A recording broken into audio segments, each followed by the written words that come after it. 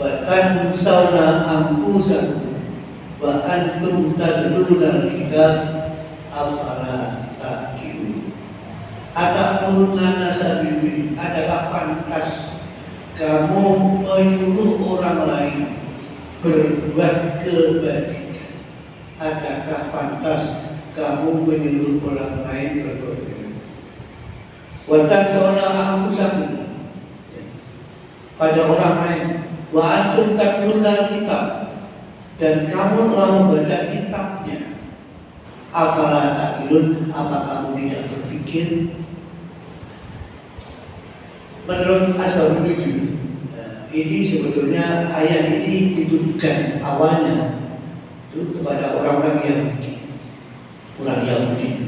Tapi karena Quran ini universal, maka ayat ini untuk kita juga, bukan ayat orang Yahudi. Jadi orang Yahudi waktu itu pada kampanye, nanti setelah Musa, setelah Isa akan ada nabi baru yang menyempurnakan agama kita ini. Namanya Ahmad, maka dari disebut namanya Ahmad. Dan waktu itu mereka sudah mengajak seluruh lapisan orang-orang Yahudi dan Nasrani untuk nanti pokoknya kita mengikuti nabi yang terakhir. Tetapi ketika nabi yang terakhir itu bukan dari golongannya yang namanya Ahmad itu, maka mereka kemudian ingkar, tidak ikut. Oh, itu bukan kelompok saya, bukan guru saya. Kalau di WA itu ada WA group ya, itu bukan guru saya, tidak mau ikut. Ini kesalahan orang Yahudi waktu itu.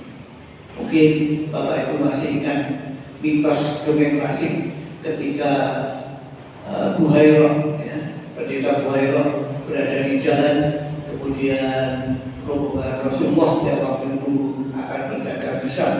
Waktu itu Nabi Muhammad menjadi Nabi, maka mereka tahu bahwa orang yang naik onta ini, berdagang ini, nanti menurut firasat yang saya baca dari risalah saya yang dibaca, itu nanti akan menjadi Nabi.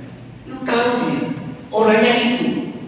Tapi ketika Rasulullah Muhammad ini kemudian lahir dan dilakukan atau diproklamasikan atau dilantik menjadi Rasul, menjadi Nabi, mereka sangat ingat.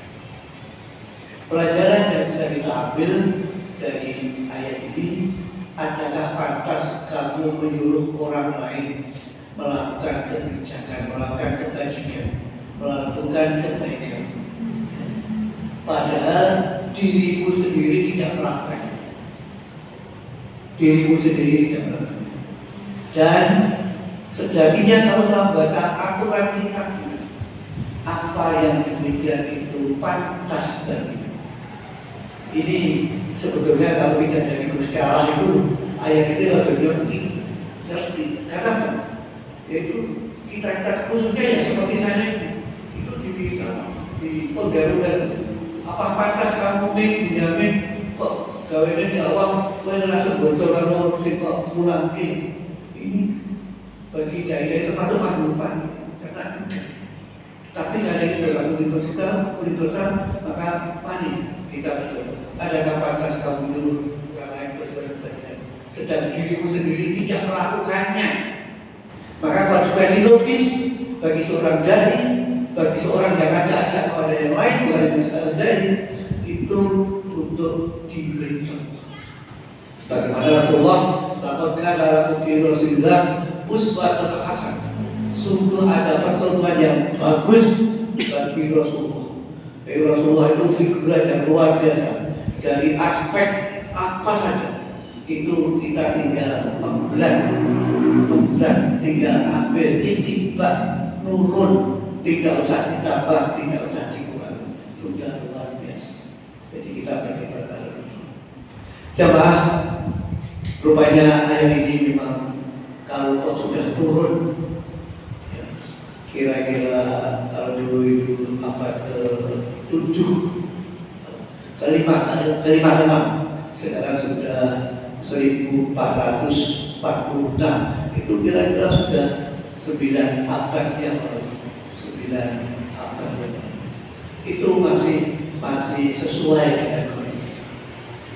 Jadi banyak orang-orang yang sering bicara-bicara atau bahkan menyuruh. Tadi adakah pantas kalau menyuruh orang lain berbuat kebajikan sedang dirimu sendiri tidak?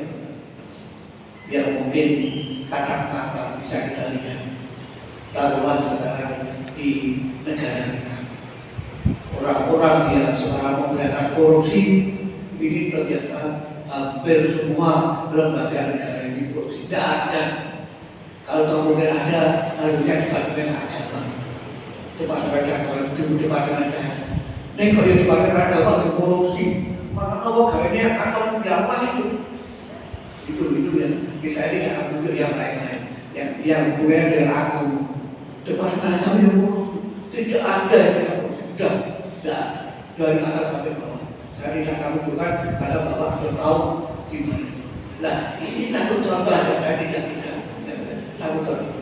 Ini ternyata banyak orang-orang yang bisa mengajak kebaikan, tapi diri sendirinya tidak bisa. Maka seperti peran kita masing-masing. Kalau di rumah kita sebagai ketua keluarga, sebagai bapaknya anak-anak, sebagai eyangnya tutu-tutu di dalam keluarga itu merupakan tanggung jawab khususnya keluarga masing-masing. Kita memberi contoh yang baik, yang di pemerintahan, yang di masyarakat, yang di perdagangan kita sesuai dengan kondisi dan fungsi kita masing-masing. Maka kalau orang Jawa menyebut benar nunggu apa kan kita benar nunggu. Saya ini hidup seperti apa? Saya jadi ketua hati yang baik. Saya jadi ketua keluarga, jadi keluarga yang baik. Saya sering menyampaikan, kalau bapak misalnya tuh di sini putra putrinya ngaji, ini alangkah indahnya kalau bapak ibunya ikut dia lakukan atau mengikuti. Ini luar biasa. Inilah pesan dari ayat. Maka mari kita coba sesuai dengan kapasitas, kemudian peran kita masing-masing melaksanakan ayat ini untuk mengajak kepada kebaikan dan diri kita melaksanakan. Terima kasih. Assalamualaikum warahmatullahi wabarakatuh.